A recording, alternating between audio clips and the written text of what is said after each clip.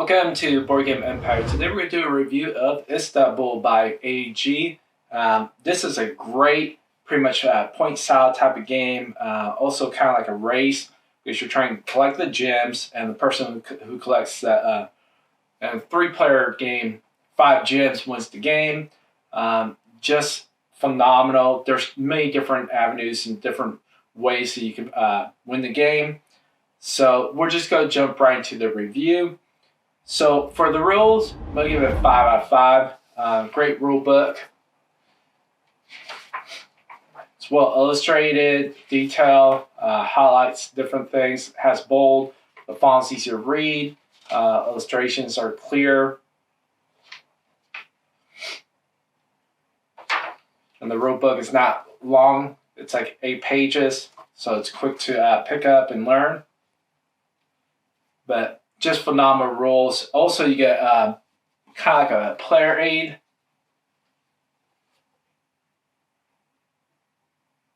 So, 5 out of 5. Component quality, I'm going to have to give it like a 4.5 out of 5. Just simple because the actual boards that, actually, what's it called? The wheelbarrow. The pieces do not go in very clean. And so they have a tendency to just pretty much like on top of the wheelbarrow. So it's just, that's the only aspect of the game that I think if they could get that taken care of, it would be 5 out of 5 in the component quality because all the components are phenomenal.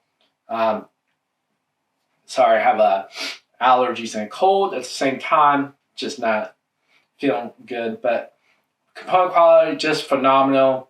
The little pieces, the player pieces, are nice and thick. Little wood pieces. The actual board is nice and thick. Same with, I believe this is like the family members. And then you also have these pieces, nice and thick. Little gems. Pretty standard by most games. And so all the components are nice. Then you have your dice, they're standard D6. So just phenomenal, and the component quality, just that one wheelbarrow, the wheelbarrow that you're for each player just need to be improved on. So 4.5 out of 5. Experience, 5 out of 5. Oh, we had a blast playing this game. Because there's so many different ways to win the game. We really like this game.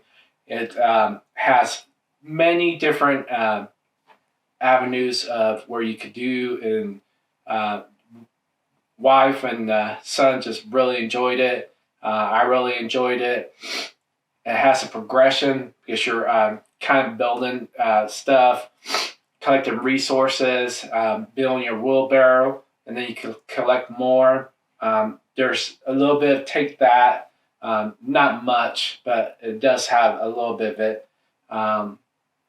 And just a lot of fun memories and experience that you'll have in this game.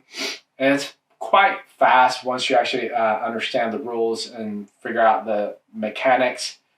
Setup time is probably the longest. It's probably like 5 to 7 minutes, max 10. So teardown's the same. It's like 7 to 10. So you're looking at extra 20 minutes between setup and teardown. So, but I think it plays at, let's see, it plays at 40 minutes. I would say it plays at technically like 30, 35, but setup and teardown also included.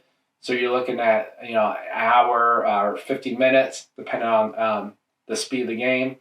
It might go a little bit longer, depending on what people are doing. But I'm guessing, for the most part, it's like 45 to 55 minutes total between setup, teardown, and play.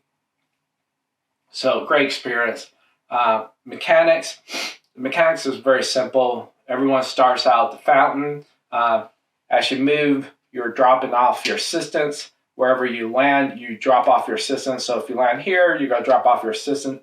that counts pretty much as your action. You only get a certain amount of actions at the beginning of the game. So you have 1, 2, you have 3, 4, 5. So 5 assistants. So that means you get 5 actions. So like if I move again, I drop off here. You can only move 1 or 2 spaces, unless you have a card that allows you to do different things. If you want to like skip the whole where you have to go back to the fountain to collect all your assistants, you pretty much move back. You can always collect your assistants. That makes sure you don't drop it off if it's already at location. And so you're just collecting resources. Like here, you max out your certain resource here. Here, you max out this resource, max out this resource. Here, you collect stuff for the post office. I forgot to put some of the pieces that pretty much correspond with that spot. Here, you kind of roll. So there is a push your luck factor. You roll here, you roll here. Here, you pretty much sell your resources in these 2 locations, the small market, large market. The Wayne right is where you collect more pieces to put in your wheelbarrow. And then you're able to, when you max out your resources, you're able to max out more of your resources. The Sultan Palace, you give up your resources to collect a gem. Same with that gemstone dealer. You pay a certain amount of your currency to collect a gem. And the person with, and I forgot. And then the small, these 2 spots, if you collect 2 of them, you can only have 1 of each different types. If you collect 2, 1 the red, 1 the green, you're able to collect a gem. So, and then the person who gets 5 gems the fastest, pretty much kind of wins. Your opponents are able to finish their turn if you're not if pretty much determine on who was the first player. But simple mechanics. It's actually pretty simple once you play it. At first, you're kind of a little overwhelmed because there's so many things you can do. But once you break it down and you play after your first playthrough, it is super easy to remember. And so, great game. 5 out of 5 in the mechanics. Replayability, 5 out of 5. I looked it up. There's 2 expansions to this game. Hopefully they come out with more. This is a phenomenal game. I can see when you have more boards, more things you can do.